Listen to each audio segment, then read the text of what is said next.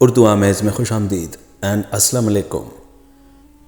حضرت عبداللہ بن مسعود رضی اللہ تعالیٰ عنہ لڑکپن کا زمانہ تھا، ابھی حد بلوغت کو نہ پہنچے تھے۔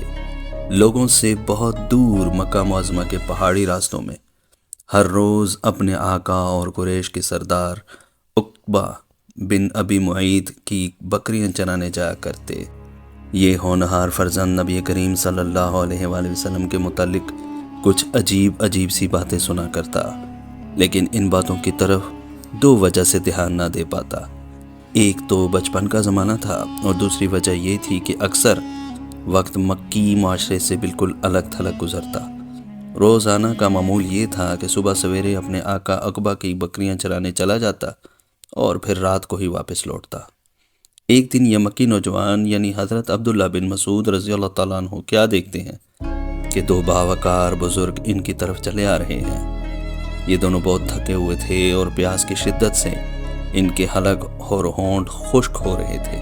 ان کے پاس آتے ہی دونوں نے سلام کیا اور فرمایا، عزیزم، ہمیں ان بکریوں کا دودھ پلاؤ تاکہ اس سے آتش پیاس بجھا سکیں۔ اس ہونہار لڑکے نے جواب دیا، میں تو ایسا نہیں کر سکتا، یہ بکریاں میری نہیں، میرے پاس تو امانت ہے۔ پھر ان بزرگوں میں سے ایک نے کہا کہ ہمیں کوئی ایسی بکری بتائیے جو ابھی چھوٹی ہو اور دودھ نہ دیتی ہو۔ تبھی حضرت عبداللہ بن مسعود نے ان کے قریب کھڑی ہوئی ایک چھوٹی سی بکری کی طرف اشارہ کیا۔ ایک بزرگ اٹھے، ایک ہاتھ سے بکری کی ٹانگ پکڑی اور دوسرے ہاتھ سے اس کے تھنوں کو ہاتھ لگایا اور ساتھ ہی ساتھ وہ کچھ پڑھ بھی رہے تھے۔ حضرت عبداللہ بن مسعود بڑی حیرانی سے ان کی طرف دیکھتے رہے اور دل میں سوچا، بھلا اتنی چھوٹی عمر کی بکریاں بھی دودھ دیا کرتی ہیں؟ لیکن انہوں نے دیکھا کہ تھوڑی ہی دیر بعد بکری کے تھنوں میں سے دودھ اتر آیا اور دودھ بھی کثیر مقدار میں تھا۔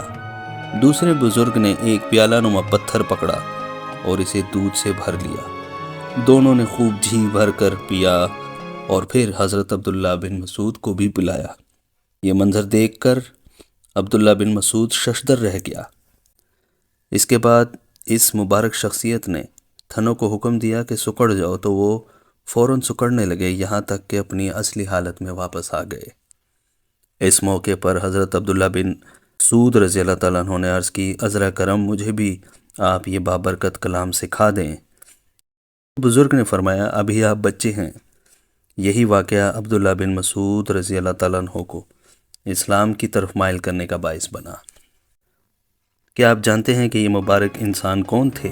یہ رسول کریم صلی اللہ علیہ وآلہ وسلم اور آپ صلی اللہ علیہ وآلہ وسلم کے رفیق خاص حضرت ابو بکر صدیق رضی اللہ تعالیٰ عنہ تھے۔ ان دنوں قریش نے مکہ معظمہ میں عدم مچا رکھا تھا، مسلمانوں کو طرح طرح کی تکالیف پہنچا رہے تھے، اس لیے آپ صلی اللہ علیہ وآلہ وسلم اور صدیق اکبر رضی اللہ تعالیٰ عنہ مکہ معظمہ کے ان دشوار گزار پہاڑی راستوں پر چل نکلے تھے۔ اس ہونہار لڑکے نے رسول کریم صلی اللہ علیہ وآلہ وسلم اور صدیق اکبر رضی اللہ تعالیٰ عنہ سے خلوص دل سے محبت کی اور آپ دونوں کو یہ دیانت اور امانت کی بنا پر بہت پسند آیا۔